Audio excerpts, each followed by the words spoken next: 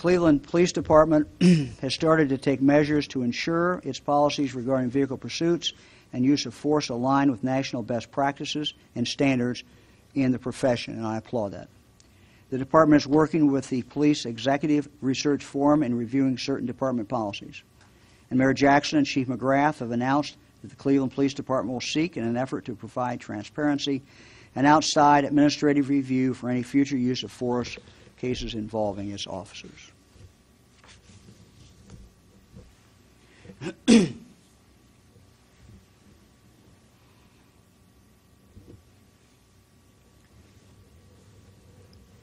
What you have just heard is a tragedy. A tragedy for Timothy Russell, a tragedy for Melissa Williams,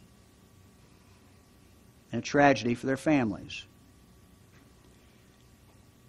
And make no mistake about it, this has also been exceedingly difficult and tough for each of the law enforcement officers involved. To state the obvious, this chase could have ended without tragic results if Timothy Russell had simply stopped the car in response to the police pursuit. Perhaps the alcohol and cocaine in his system impaired his judgment. We'll simply never know. We do know that each officer at the scene believed he or she was dealing with a driver who had fled law enforcement. They each also believed that they were dealing with a passenger who was brandishing a gun, and the gun had been fired at a police officer. It's now clear that those last two beliefs were likely not true.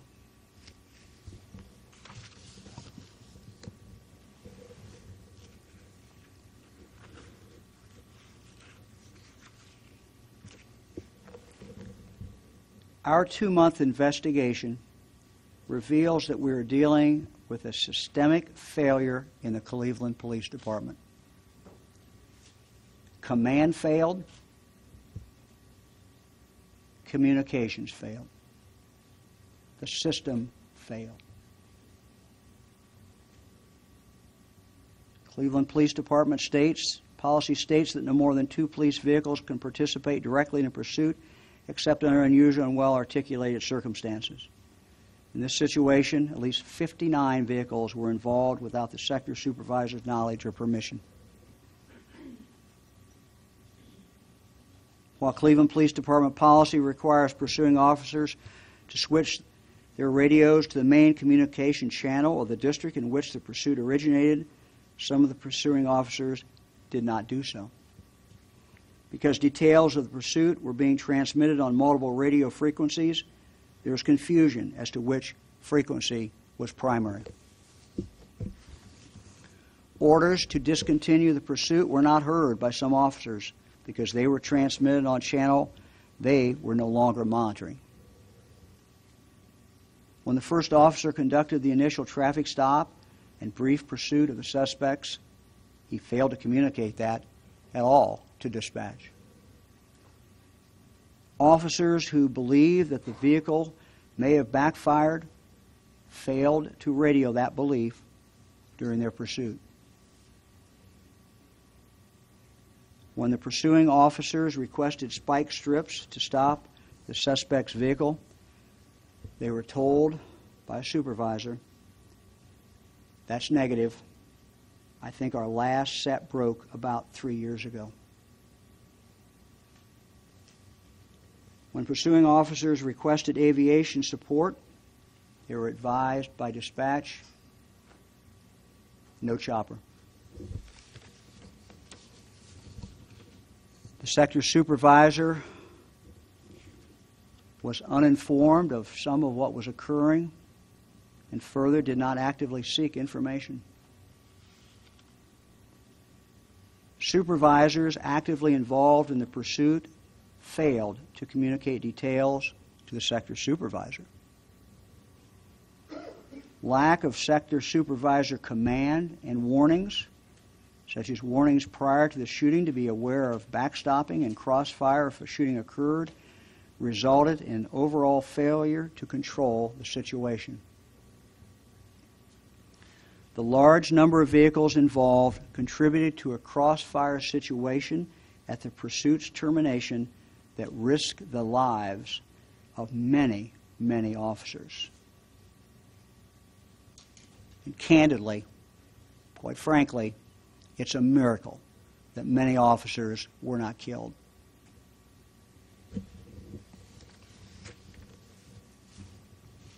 Clearly, officers misinterpreted facts. They failed to follow established rules.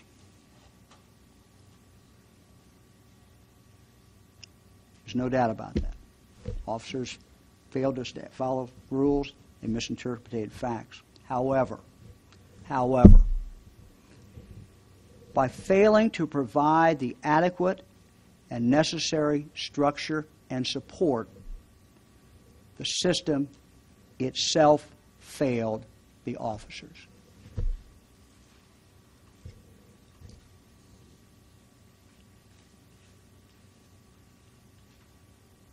Police officers have a very difficult job. They have a horribly tough job. They must make life and death decisions in a split second based on whatever information they have at that time. In a situation like this, they were under tremendous stress.